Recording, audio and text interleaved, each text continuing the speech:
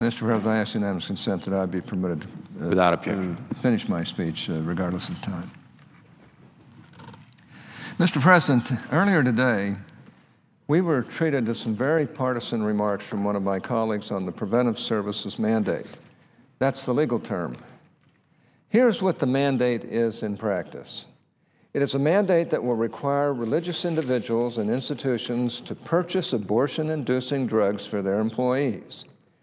It will require that they purchase insurance coverage that provides for sterilizations and the morning after pill.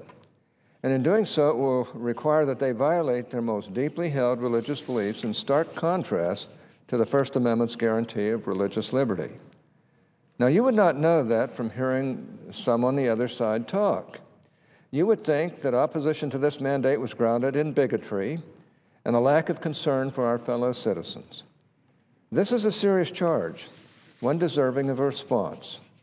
My colleague from California suggested earlier today that the reason Republicans are opposed to this mandate and the reason that tens of millions of Americans are opposed to this mandate is because they are anti-woman. With due respect, one would be hard-pressed to concoct a more insidious and misleading explanation of the opposition to this mandate. People are opposed to this mandate for one simple reason: because they are in favor of religious liberty. They are opposed to it because it is an affront to our constitutional government, to the first right listed in our First Amendment, the right to free exercise of religion. You would not know that from my colleague's remarks. She did not even mention the Constitution, not once. As members of the United States Senate, we take an oath to support and defend the Constitution. But to hear members of the administration and some members of Congress talk, it is clear to me that providing abortion-inducing drugs, sterilizations, and the morning after pill to women is more important than the First Amendment that we are sworn to the nation and our constituents to defend. Now, I do not shock easily, but the cavalier attitude of the President, his administration, and many in Congress to this frontal assault on religious liberty is truly shocking.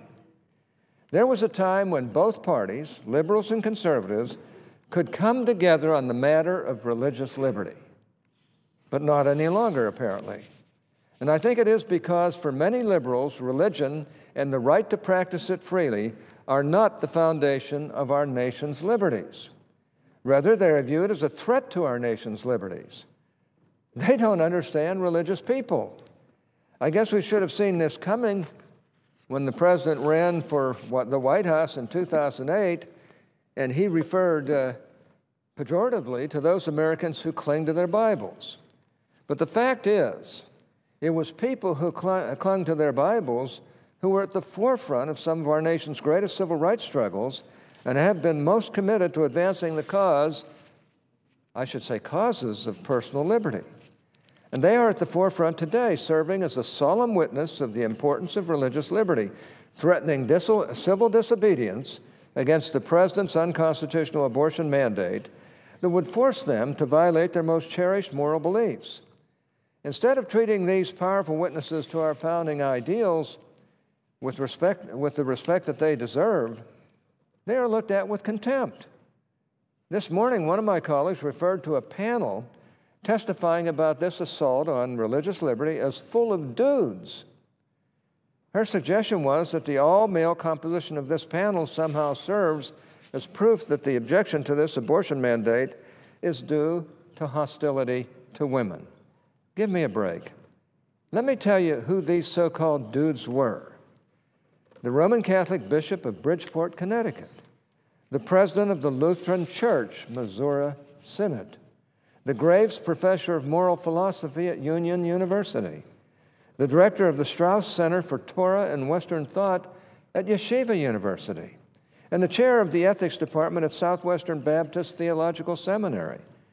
These men, whom my colleague refers to as dudes, came to Congress to testify about the grave impact that this Obamacare rule poses to religious freedom. My colleague from California does not mention these other names because they are inconvenient. She does not mention Margaret Brining, Mary Keyes, and Nicole Garnett of the University of Notre Dame. She does not mention Harvard's Marianne Glendon or the University of Chicago's Jean Bethke Einstein, or Maria Garlock of Princeton University. She does not mention Helen Alvar of George Mason University or Maria Aguirre of the Catholic University of America. And she does not mention the Mother Superior for the Sisters for Life. And are they all anti-women too? These thoughtful citizens, scholars, and religious people deserve our attention, not our ridicule. Here is the bottom line. Obamacare is an unconstitutional abomination. It is unconstitutional to its core. The individual mandate is obviously unconstitutional, and the Supreme Court will rule on that soon enough. I don't know how it's going to turn out with the court. All I can say is that it's unconstitutional. But what this episode shows is that Obamacare is unconstitutional in its very DNA. It transfers power over 1/6 of the American economy to the federal government. And the government has proven with this episode that individual liberty is threatened by that transfer of power. If the administration cannot be relied on to protect even religious liberty, the right of persons and churches and synagogues to practice their faith without interference from the state, then nobody is safe. If they're willing to trample on the First Amendment, they're willing to trample on anything. That is the story here. The story here is that earlier this week, Secretary Sebelius acknowledged to me and to the Finance Committee that she never consulted the Roman Catholic bishops before announcing the politically driven compromise that they would be forced with which to comply. The story here is that Secretary Sebelius admitted that she never requested any First Amendment analysis of this rule from the Department of Justice. The administration has clearly decided that this is a political loser for them, so they are trying to change the subject. They send out their surrogates with talking points to say that this is about contraception. It is not. And the American people will not be fooled. They will not be tricked into thinking that those who oppose this mandate are anti-women. To those who are promoting this spin, think that we do not have mothers, wives, and daughters? Do they think that the women in the Senate and the House representing millions of more women are anti-women? This is beyond absurd. And the American people are not dupes, nor are they dudes. They know that this rule exists because the administration is beholden to the pro-abortion lobby. And I can tell you that there is one group that the modern Democratic Party will never cross. Never.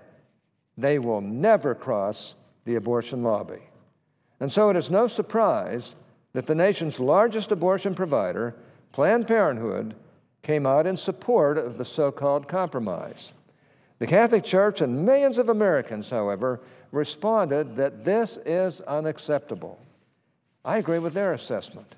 The so-called compromise is nothing of the sort. But as bad as this mandate is, keep in mind that it is only the beginning.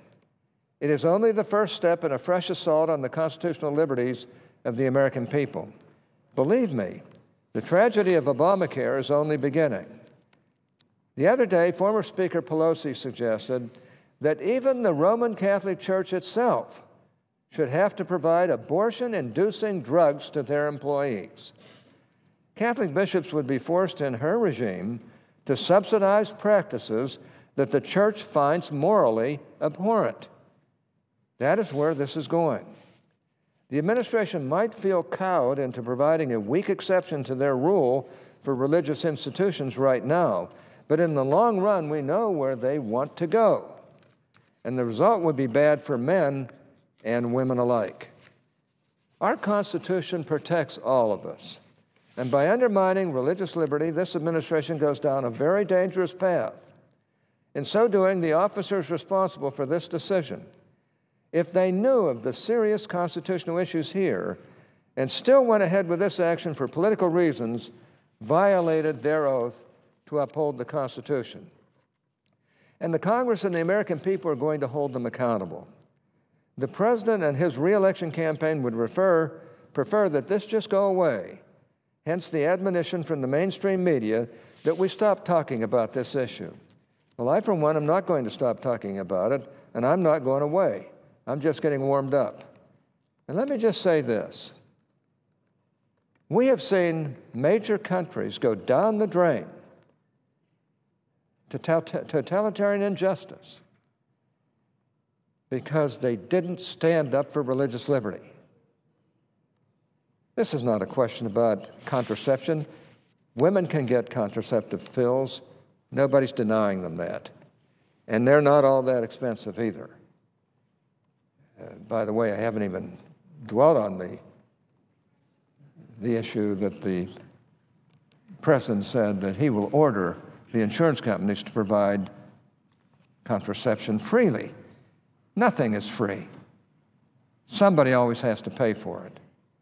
But the fact of the matter is, this is going way overboard when it infringes upon the moral and constitutional rights of religious people.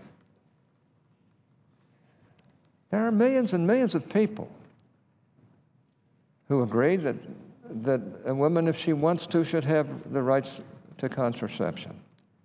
That's not the issue. There are many millions more who believe that this principle of religious liberty is extremely important and should not be infringed upon because of any kind of political admonitions. And I'm one of those. I actually believe that's the issue here. I don't think it's got anything really to do with the sexual mores of society. The fact of the matter is, once we start down the road of denying people their moral right or rights, and the various churches their moral teachings, and start imposing law upon them as to what they can say, do, and promulgate, we're on the way to losing the freedoms that all of us hold so near and dear. Religious freedom is the first freedom mentioned in the Bill of Rights. And my gosh, nobody should be infringing on it. And nobody should start accusing others the way I think others were accused this morning on the floor of the Senate. This is not just itty-bitty stuff. This is important stuff. I'm not Catholic, but I'd fight to my death for the Catholic people to be able to live their religion and to promulgate their religion. My own faith feels the same way they do about these issues. And they should not be forced to participate in morally repugnant things as the president's original rule would require them to do. And I don't think any compromise that's been suggested so far would do any good to stop what I've been complaining about here today. So, Mr. President, I think we ought to quit trying to make this some sort of a partisan issue and start talking about why religious freedom is so important. And make sure that churches are not imposed upon when it comes to their moral and religious beliefs, regardless of which denomination or denominations they may be. Mr. President, I suggest the absence of a quorum. The clerk will call the roll.